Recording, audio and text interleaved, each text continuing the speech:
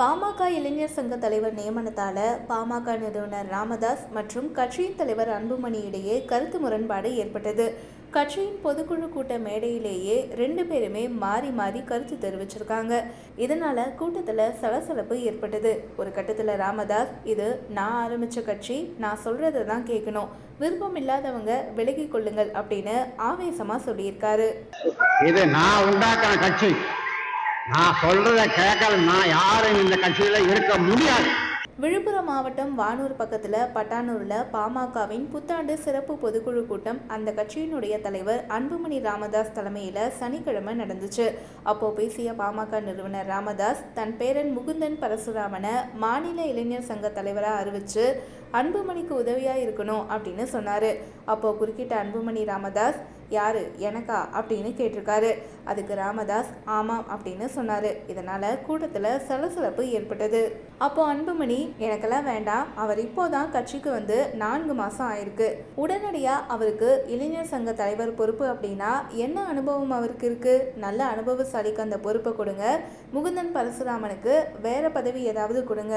இப்போது பேசும்போது கூட நான் அதை தான் சொன்னேன், களத்தில் நல்ல ஆட்கள் திறமையானவர்கள் வேண்டும் அப்படின்னு பேசினேன், வந்த உடனே இளைஞர் சங்க பொறுப்பை கொடுத்துக்கிட்டு அப்படின்னு ஆவேசமாக பேசினாரு.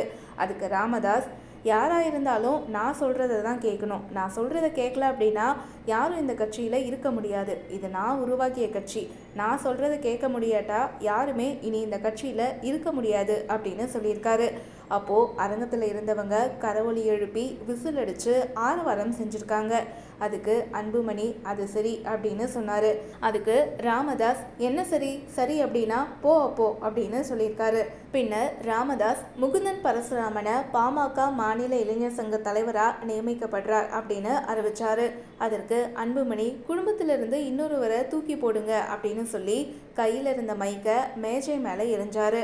பின்னர் பேசிய அவர், சென்னை பனையூரில் 3வது தெருவில் நான் புதுசாக அலுவலகம் ஒன்று ஆரம்பிச்சிருக்கேன், அங்கே வந்து எல்லாருமே என்னை பார்க்கலாம் அப்படின்னு சொல்லி தொலைபேசி எண்ணை அறிவிச்சு, இந்த எண்ணை குறிச்சிக்கோங்க, என்னை தொடர்பு கொண்டு அனைவருமே வந்து எப்போ வேணாலும் பார்க்கலாம் அப்படின்னு சொல்லியிருக்காரு.